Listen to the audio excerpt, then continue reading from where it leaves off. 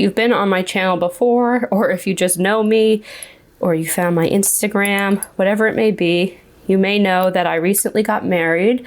I got married 2 weeks ago, and there are a lot of tips and tricks I have for you if you're getting married, or if you just want to know for one day, or if you just want to hear me complain for a little bit, you know, whatever it may be. I hope you find this interesting and stick around. I just want to bring you through some of the things I wish I knew before I got married, some of the things I wish I paid attention to a little bit more, and just my overall experience getting married and what I recommend. Now, let me just say I had a really beautiful wedding. It turned out really, really beautifully. So when I say complain, I am mostly joking, but there are obviously things that didn't go perfectly. I mean, nothing in life is perfect. So when you hear me say those things, I very much know it's first world problems. Let me just put that out there. Everyone told me to get a shot list ready for the photographer, which we did. Let me go in with some eye cream now.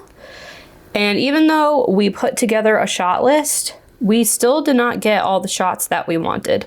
So I just want to put that out there, that put together a shot list and then put together maybe a more realistic shot list, because we did have a lot of things on our shot list that maybe weren't the most realistic with the time constraints that we had, but also know you may not get everything. And if there's anything that you absolutely want, make sure that you make a note of that to the photographer, because the shot list, it might not happen in its entirety. Let's go with some primer. The next thing I wish I did is I wish I had someone videotape, or I mean, that's not even a thing anymore. Take a video of the bustle on my dress. If you have a train on your dress, and if it's a particularly complicated bustle that someone can't figure out easily, take a video of it, take pictures of it, because I did not do that. And even though I had someone at my dress fittings with me, one person could not remember how to put up the bustle, and then no one could figure it out. And I have all these pictures and videos of me just like awkwardly holding my train on my dress because everyone kept stepping on it. It was really hard to dance with. I mean, I had a long train and I wanted it that way. I thought it was really pretty, so I don't regret it at all. I'm not saying don't have a long train, like still have whatever type of dress you want and whatever type of train you want. Just make sure you know how to bustle it, and if multiple people aren't there with you at the appointment, make sure you videotape it and make sure you send it around to your bridesmaids, your mom, your sister, whoever is helping you with your dress that day, because they may need it. And especially after a couple drinks, they might need it even more. A little concealer. Let's go in with the Flower Beauty concealer and cover up some icky blemishes I got going on. It's not great. It's not a great situation going on.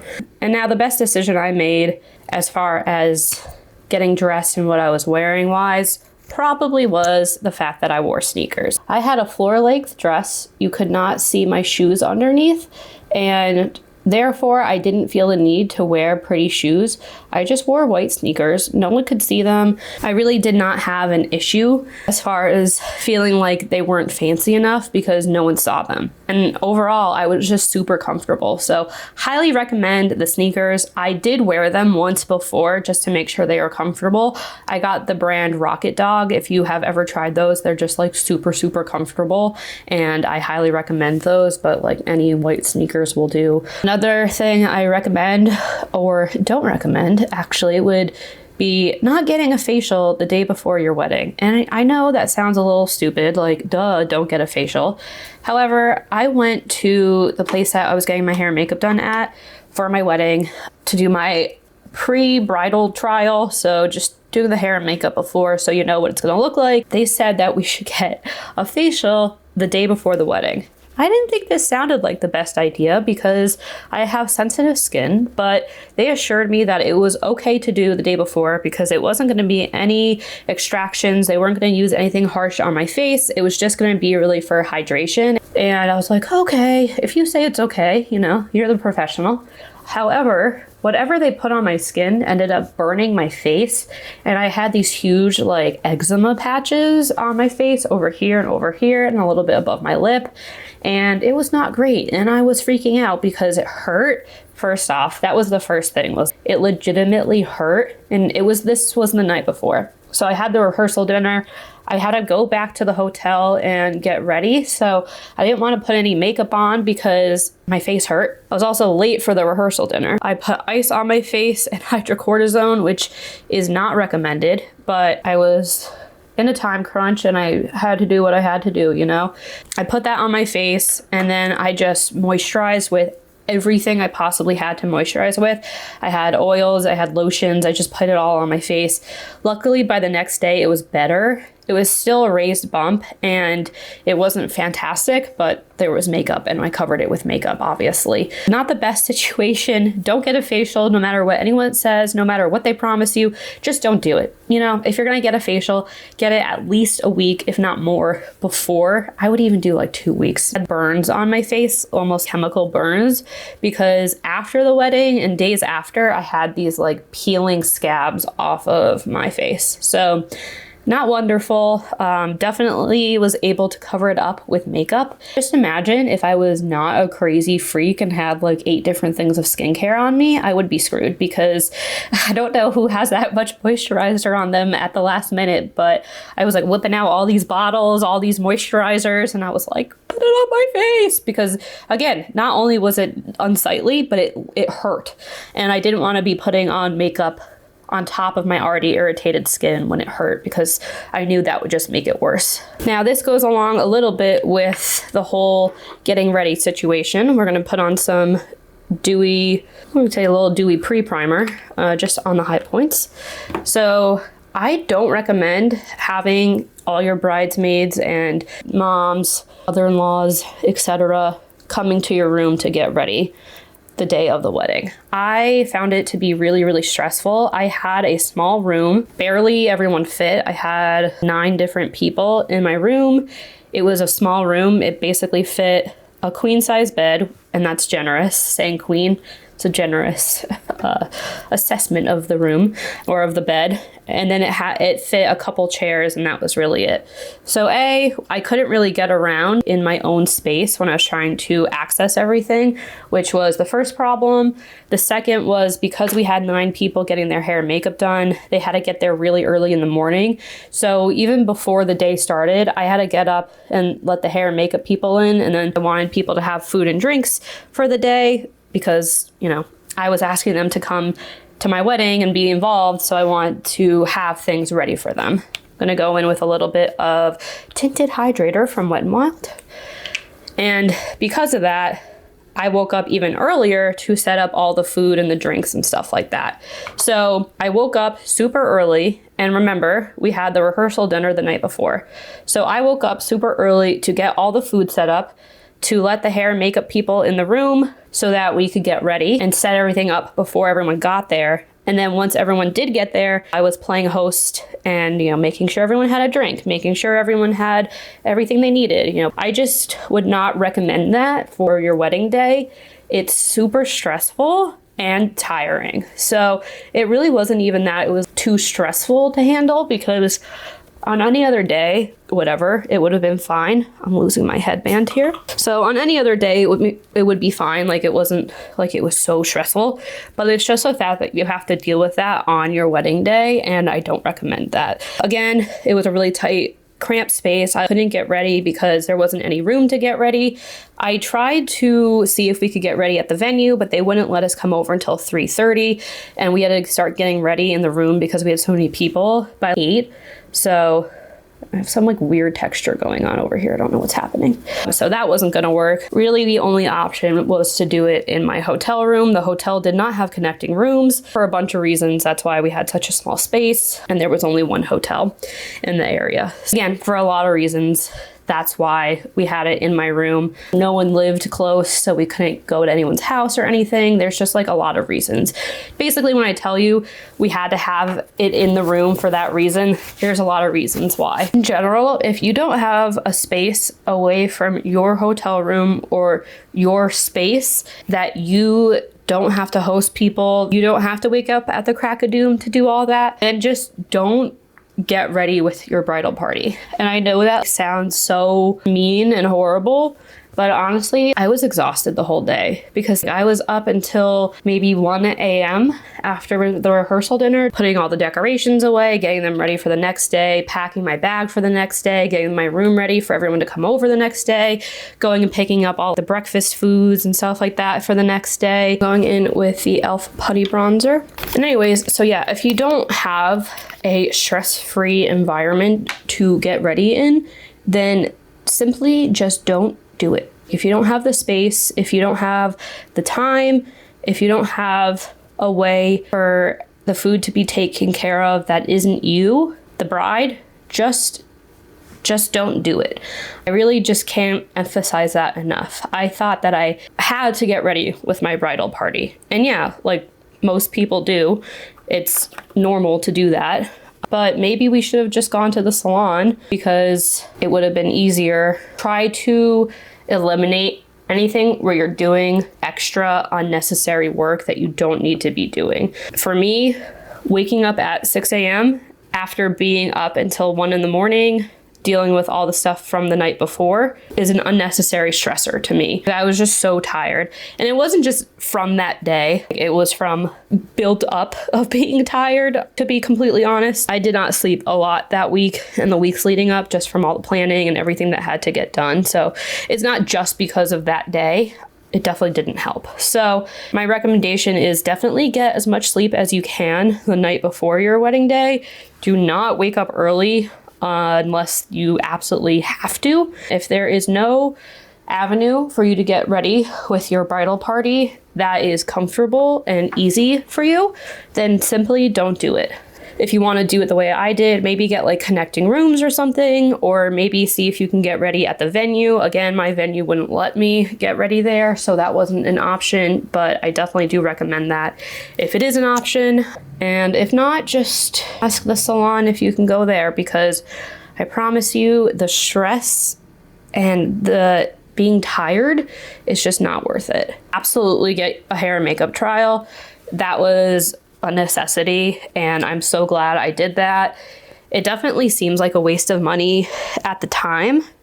I don't know how long I'm gonna keep this headband on for. It keeps coming off. But at the time, like, it definitely seemed like a waste of money because I just had like a full beat of makeup on for no reason in like the middle of the day with nothing to do and nowhere to go. But it did really, really help me decide what I want to look like on my wedding day. So if you've been thinking like, oh, it's just not really necessary, or I don't know, I don't want to spend the money, just do it. It's your wedding. It's only going to happen once, hopefully. And I really can't recommend it enough. After that, I knew more so about my hair. Like, I didn't have enough of it, so I got hair extensions. Before that, I wasn't really considering it because my hair is so long. But then after the trial, I was like, oh no, I definitely need hair extensions because the volume is just like non-existent. I also knew to take Advil before I got my hair done because I had my hair in this like low side ponytail type thing with a lot of pins, and the pins hurt my head really, really bad. And without the trial, I wouldn't have known that. And I took Advil before I got my hair done, and I did not have a headache the day of the wedding, thank God. But after the trial, my head hurt pretty much immediately, and I had a really bad migraine. I'm just happy that I knew that and I took the Advil like going into it instead of finding that out on the wedding day and then having a migraine, because that would have sucked. There's just little caveats that I think it's helpful to get the makeup consultation and get the hair consultation. Again, there's a lot of things I wouldn't have planned for and I wouldn't have known if I didn't have that trial first. I'm gonna go into the highlighter. This blush I don't love, like it's fine, the Kosas blush, but I love the highlighter. It is so good. It's like glass skin, just came from the beach, dewy, natural, but with a pop. It's really beautiful. Take Advil or Tylenol or something before get your hair done if you're getting a lot of pins in your hair. I'm not a doctor. I'm not saying definitely do this. Talk to your physician, talk to a nurse, talk to someone who knows more about medicine than me. But I have to say that really did help me. Taking the Advil was an absolute lifesaver. Another recommendation I have is let the band or the DJ play what they're good at and play what they want to play. We went through every single song on their song list on their website and specifically picked out what we wanted, literally down to the first to last song, every single song. The email actually didn't end up going through, and the band director did not get the email. They just ended up playing whatever they wanted. And it was not what was our song list whatsoever. And the whole night I was like, I'm so confused. This isn't the song list. At first I was a little upset because not only was it not the song list, I didn't know any of the songs, but also the singer of the band, which is like the reason why we chose that band, was a different singer. So I was like, what is going on? I was like, is this the right band? I don't know. Turns out they just didn't get the email, but they were really great. They sounded really great. People were floored by the band. They were shocked how good they were. They kept asking me like where I found them. They were really, really grooving, the people. I mean, the band was too. But yeah, the people, they loved the band. I think that just goes to show that just because it wasn't the music that I wanted them to play, they obviously know what they're doing and they know what sounds good and they know what people like and they know what they sound good doing. Whether it's a DJ, whether it's a band, I say just let them do what they do because they know best, right? Like they play these weddings and these parties where they want people to dance every single weekend. They know what's gonna get a crowd reaction. So that's what they played. And it got a crowd reaction. Everyone absolutely loved them. Yeah, it's not the song list that I would have chosen, but at the end of the day, I wanted people to dance and people danced. So that's really all I can ask for. All right, I think I'm gonna be done with this headband because it's just bothering me. Go in with lip pencil next, LA Girl in the shade Blushing. My next recommendation is, it's your wedding. Don't be afraid to ask for what you want. I kept going back and forth between being like, oh, I don't want to be a bridezilla. I don't want to be too pushy. I don't want to ask for too much. And then I was thinking, this is my one wedding and I want it to look and be and feel the way I want it to feel, look, and be. So then I was like, fuck it. I'm just gonna ask for what I want. The flowers, I don't think I'm gonna be able to line and talk at the same time. So for example, they put in these like pod things in my flowers and I hated them because I have this thing. There's like a disease, like a mental thing. I don't know what it's called. I'll put the name of it on the screen. It's definitely a thing where like holes or like dots make you like feel uncomfortable and like gives me the heebie-jeebies. Anyways, they put these things in my bouquet and it gave me the heebie-jeebies. I don't know why they put them in there. Like, I didn't ask for them. They weren't in any of like the sample pictures I showed them. I'm honestly really not sure why they were in there, but they were. And at that point, there was like nothing they could do. They couldn't take them out or else the bouquet was gonna look weird. So the best they could do was cut some of them down so you couldn't see them as much, but I really hated them and I kept saying that they looked like larvae because they did. It just freaks me out. So please, can we do something about it? Unfortunately, not much could be done, but at least I asked, but it is what it is. I know it sounds ridiculous, but it really freaks me out. And I swear it's a real thing. It's like a real disease.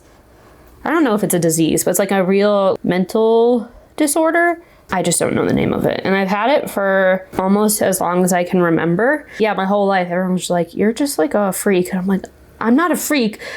What that looks like is freaking me out, but I'm not a freak. And now come to find out years and years later, it's a real thing.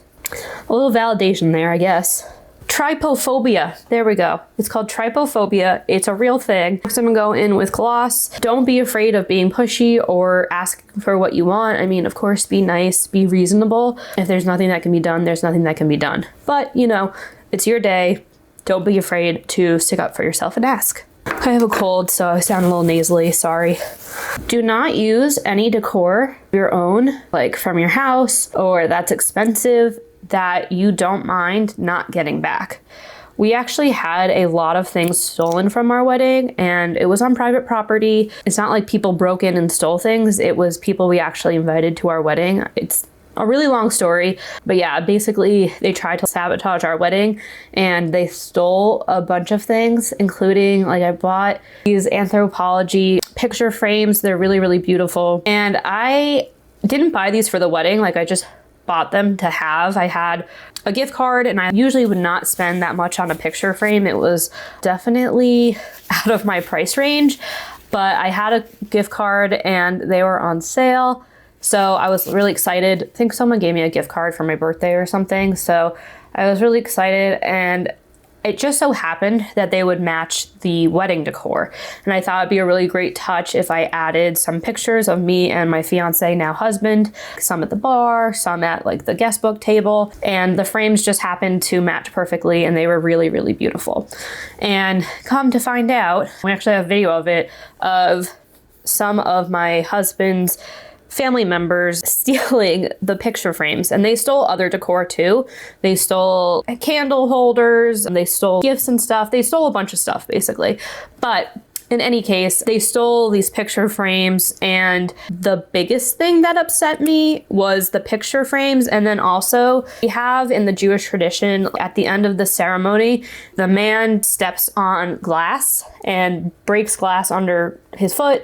My mom bought us this special hand-blown glass from Etsy, and it had a special design on it, and then it broke into this special bag that you could collect the glass and it wouldn't cut anyone, and it would soften the edges, and then you can do something with the glass afterward. The whole glass thing is a big thing in the Jewish tradition, but also my mom took it a step further and was like, I'm gonna make you a picture frame out of the glass, have it forever, it's something sentimental. They stole that as well. So they stole monetary things, but they also stole a lot of special things that meant something to us. Some of those things being the picture frames with the pictures. We had pictures from our first trip that we ever took together in them, special memories, and like, yeah, we can get them reprinted. Like, we can't get the frames again. They're really expensive, and I already bought them once. So I don't really want to buy them again, you know? This is not like a woe is me story, even though that sucks. More so, I'm just saying, if there is anything really specific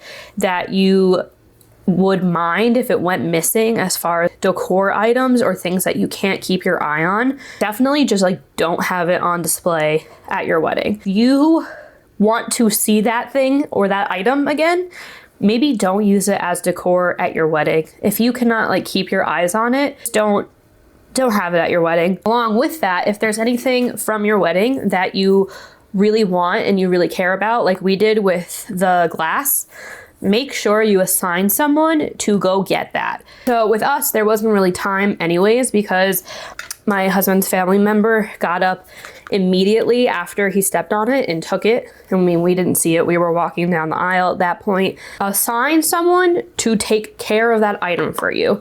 Whether there's somewhere, I'm gonna go into my eyeshadow now. This is the Juvia's Place Warrior palette. It's just like a nice neutral palette because I feel like my lips are popping. So if there's anything that you need to make sure is safe, assign someone to it to make sure that that item is safe.